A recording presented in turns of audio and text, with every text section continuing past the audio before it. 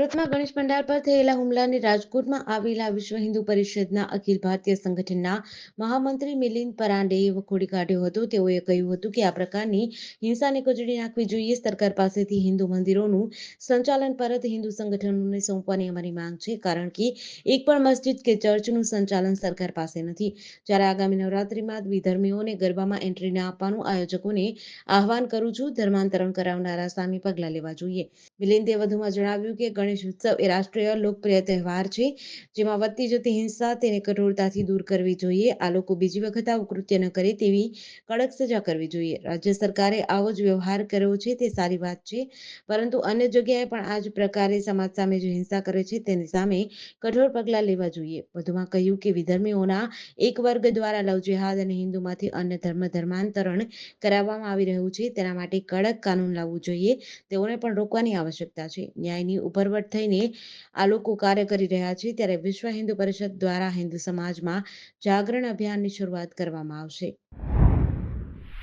ચાંદીપુરા બાદ હવે રાજ્યમાં એક ભેદી બીમારી માથું ઉંચકી રહી છે. કચ્છના લખપત અને અબડાસા તાલુકામાં 6 દિવસમાં 16 લોકોના શંકાસ્પદ મોત થતા આરોગ્ય વિભાગ હરકતમાં આવ્યો છે.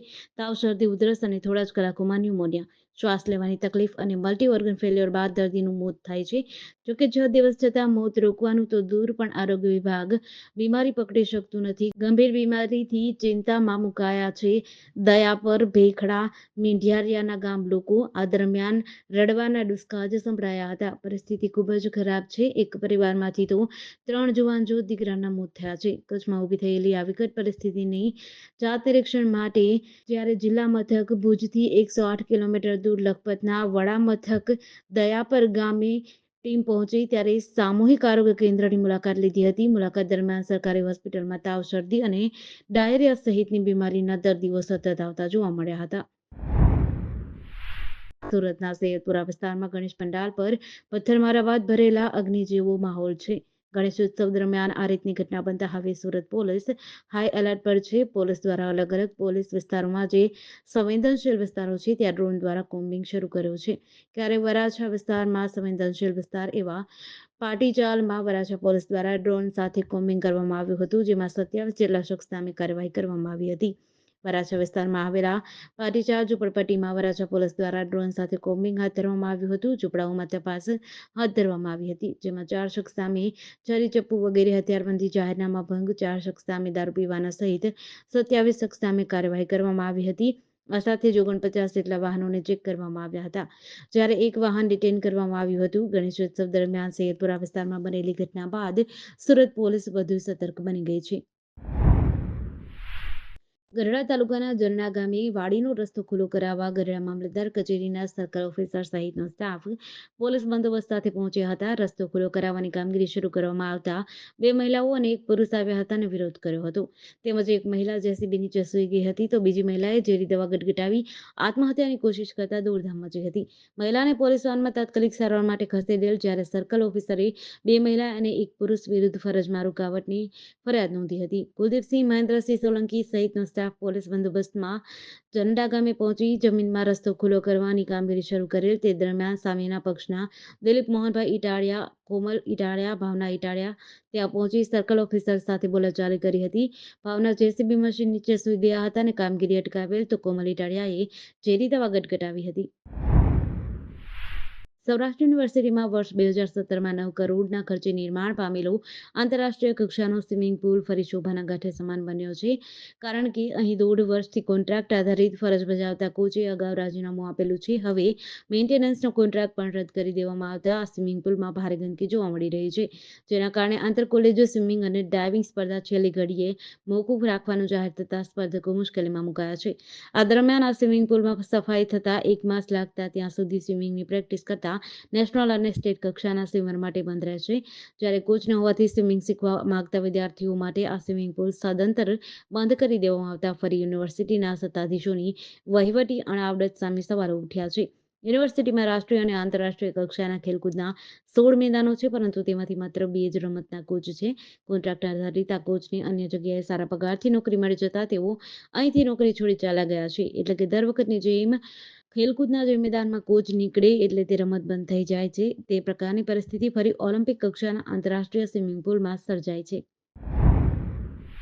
વર્ષ 2017માં અમદાવાદમાં હોસ્પિટલના કમ્પાઉન્ડર બળદેવ ઠાકોર નામના શખ્સે પ્રેમિકાના પતિ અને સાસુને માથાના કુહાડીના ઘા મારી બતાવી દીધા હતા.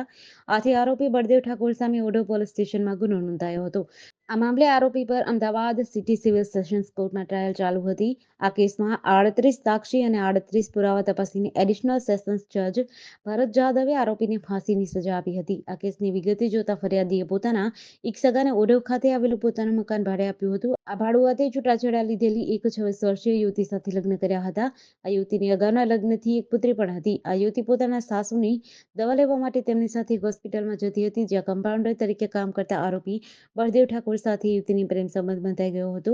ત્યારબાદ બંને વચ્ચે અનૈતિક સંબંધો અને શરીર સંબંધો બંધાવા માંડ્યા હતા, જેની જાણ તેના પતિ અને સાસુને થતા ઘરમાં ઝઘડો થયો હતો. આથી યુવતીને તેના પતિ અને સાસુએ તેની દીકરી સાથે વતન મહારાષ્ટ્ર મોકલી દીધી હતી. આ વાતથી ઉશ્કેરાયેલા તેના પ્રેમી બળદેવ ઠાકોરે ઘરમાં પ્રવેશીને પહેલા પોતાની પ્રેમિકાની સાસુ અને ત્યારબાદ તેના પતિના માથામાં કુહાડીના ઘા મારીને હત્યા કરી નાખી હતી.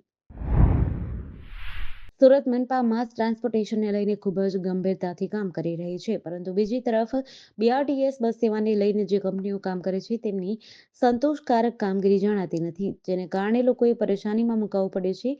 આજે ઓરેન્જ બસના ડ્રાઈવર હડતાલ પર આવતા રૂટ ખોરવાયો હતો. સુરતના ભેસ્તાન બીઆરટીએસ ડેપો ખાતે આજે ડ્રાઈવરો હડતાલ પર ઉતર્યા હતા. ડ્રાઈવરોની માંગ છે કે 1 થી 10 તારીખ સુધીમાં તેમનો પગાર ચૂકવી દેવામાં આવે, પરંતુ કંપની દ્વારા વારંવાર પગાર ચૂકવવામાં વિલંબ કરવામાં આવે છે. ગયા મહિને પણ 22 તારીખે પગાર આવ્યો હતો. પીએફ પણ સમયસર આવતું નથી. તમામ ડ્રાઈવરો દ્વારા આજે હડતાલ પર ઉતરી જવાનો નિર્ણય કરતા મુશ્કેલી ઊભી થઈ હતી. સિટી લિંકના કોર્ડિનેટર પ્રવીણ પ્રસાદે કહ્યું હતું કે ઓરેન્જ બીઆરટીએસ કંપનીની 71 જેટલી બસો આજે ડ્રાઈવરોની હડતાલના કારણે બંધ રહી હતી, જેના કારણે રૂટ નંબર 11, 12 અને 13 ઉપર અસર દેખાઈ હતી. ગુજરાતના બકરા ચોરી અને રખડતા પશુઓની ચોરીના બનાવ તો ભૂતકાળમાં અનેક બન્યા.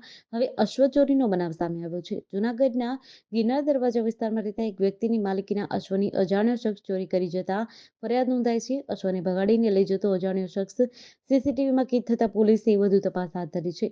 જૂનાગઢના ગિરનાર દરવાજા પાસે રહેતા રજનીગીરી રમેશગીરી ગોસ્વામીએ શહેરના સિટી એ ડિવિઝન પોલીસ સ્ટેશનમાં ફરિયાદ નોંધાવી હતી.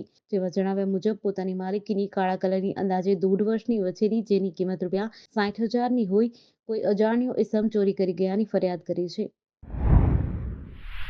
વલસાડના પારડી તાલુકાના વાઘછીપા વિસ્તારમાં રહેતા એક વકીલના બંગલામાં 6 સપ્ટેમ્બરના રોજ વકીલને મળવાના બહાને આવેલા અજાણ્યા ઇસમોએ બંગલામાં ધાડ પાડવાનો પ્રયાસ કર્યો હતો. વકીલની પત્નીને બંધક બનાવવા જતા ઇજાગ્રસ્ત થઈ હતી, જેને લઈને આરોપીઓ પકડાઈ જવાની બીકે વકીલને ત્યાંથી લૂંટ અને ખૂનની કોશિશ કરી ભાગી ગયા હતા. ઘટનાની જાણ પારડી પોલીસની ટીમને થતાં પોલીસે તાત્કાલિક પહોંચી પ્રાથમિક તપાસ હાથ ધરી હતી. પારડી પોલીસ અને વલસાડ એલસીબીની ટીમે સંયુક્ત ઓપરેશન હાથ ધર્યું હતું. સીસીટીવી ફૂટેજ અને બાતમીદારોની મદદ લઈને આ મામલે 8 આરોપીઓને ઝડપી પાડ્યા હતા. ગણતરીના દિવસોમાં લૂંટ અને હત્યાની કોશિશના ગુનાનો ભેદ ઉકેલવામાં આવ્યો હતો. જમાઈ પારડીના સિનિયર વકીલને ત્યાં ડ્રાઈવર તરીકે નોકરી કરતો હોવાથી સસરા ભરત લંગડાએ યુક્તિપૂર્વક જરૂરી માહિતી મેળવી વકીલને ત્યાં ધાડ પાડવાનો પ્લાન બનાવ્યો હતો. આ દરમિયાન અલગ અલગ ઇસમો સાથે મળી દિવસ દરમિયાન ધાડ મારવાની, મોટી રકમ અને સોના ચાંદીના ઘરેણાઓ હાથ લાગશે તેવું માની ધાડ કરવાનું પ્લાનિંગ કર્યું હતું. અલગ અલગ વિસ્તારમાં રહેતા અલગ અલગ ઘટનાઓને અંજામ આપનાર વ્યક્તિઓને સાથે રાખી ધાડની ઘટનાનું 2 માસથી પ્લાનિંગ કર્યું હતું. કમાડ તાલુકાના નળવાટ ખાતેના ભૂખ્યા કોતરમાં પૂર આવતા તેમાંથી બાઇક લઈને પસાર થતા 2 બાઇક સવાર બાઇક સાથે તણાઈ ગયા છે, જેની શોધખોળ સ્થાનિક લોકો અને છોટાઉદેપુર ફાયર વિભાગની ટીમ બંને જણાની શોધખોળમાં છે. છોટાઉદેપુર જિલ્લાના કમાડ તાલુકાના ડુંગર વિસ્તારમાં બપોરના સમયે ભારે વરસાદ ખાબક્યો હતો. ઉપરાંત ઉપરવાસન મધ્યપ્રદેશમાં પણ ભારે વરસાદ પડતા નદી નાળામાં ભારે પૂર આવ્યા હતા. બપોરના લગભગ 3 વાગ્યે કમાડ તાલુકાના નળવાડ ખાતેથી પસાર થતા ભૂખ્યા કોતરમાં પણ ભારે પૂર આવ્યું હતું. ઉપરાંત ભૂખ્યા કોતરમાં બનાવાયેલ કોઝવેનો એપ્રોચ પણ તૂટી જતા ભારે પૂરમાં બાઇકને લઈને નળવાડ જઈ રહેલા મનુભાઈ દામસિંગભાઈ રાઠવા અને સંજય ઓછવભાઈ રાઠવા ભૂખ્યા કોતરના ધસમસતા પ્રવાહમાં બાઇક ઉતારતા બાઇક સાથે બંને જણા તણાઈ ગયા હતા. છોટાઉદેપુર જિલ્લાના કમાડ તાલુકાના ડુંગર વિસ્તારમાં બપોરના સમયે ભારે વરસાદ થયો હતો, જેમાં આ ઘટના બની હતી.